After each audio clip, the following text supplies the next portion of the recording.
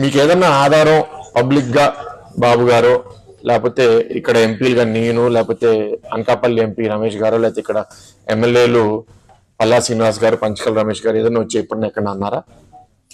ఏ ఆధారం లేకుండా English media అట్లా రావడం అనేది చాలా ఇర్రెస్పాన్సిబుల్ గా భావిస్తున్నాను. ఎందుకంటే ఇది చాలా మంది జీవితాలకి ముడిపడిన సమస్య. అంత ఈజీగా లైట్ గా వాళ్ళు రాయడం అనేది కరెక్ట్ కాదు. సో దాని మీద చర్యలు కూడా మేము తీసుకుంటాం. ఎందుకంటే మిస్ఇన్ఫర్మేషన్ స్ప్రెడ్ చేయడం అది కూడా అందరికీ మనందరికి కోరేది ఏంటి? స్టీల్ ప్లాంట్ కాపాడుకోవాలి, ఇక్కడున్న కార్మికులకి నిర్వాసితులకి అందరికీ జస్టిస్ జరగాలని మేము అనుకుంటుంటే దీన్ని ఎట్లా డీవియేట్ చేయాలి, ఎట్లా పొలిటికల్ గా పాయింట్స్ కొట్టాలి. వాళ్ళు పవర్ లో ఉన్నప్పుడు 5 ఏళ్ళు చేయలేకపోయారు, ప్రతిపక్షంలో ఉన్నప్పుడన్నా మా పని మమ్మల్ని చేయనివ్వచ్చు కదా. ఇవాళ బాగా రివ్యూ చేసామండి.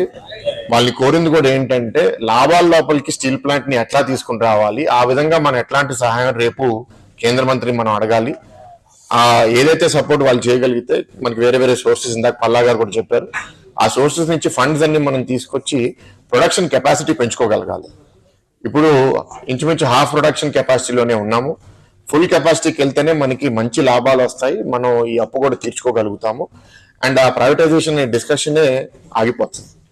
అప్పుడు ఇక్కడ అన్ని సమస్యలు, జీతాల సమస్యలు అవనివ్వండి లేకపోతే నిర్వాసితుల సమస్యలు అన్ని మనం పరిష్కరించగలుగుతాం.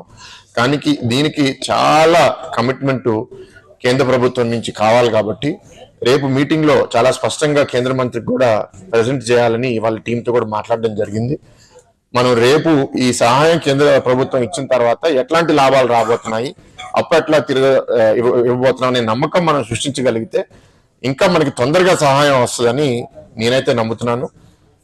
టీం కూడా మీ అందరికీ చెప్తున్నాను, చాలా మంది అపోహలు కూడా సృష్టిస్తున్నారు, ఇక్కడ పనిచేయరని లేకపోతే ఇక్కడ టెక్నికల్ నాలెడ్జ్ లేదని. అది మాత్రం మీటింగ్ లో నాకు అర్థమైంది ఏంటంటే అక్కడ ఉన్న కొందరు హెచ్ఓడీస్ కూడా చాలా కమిటెడ్ గా ఉన్నారు.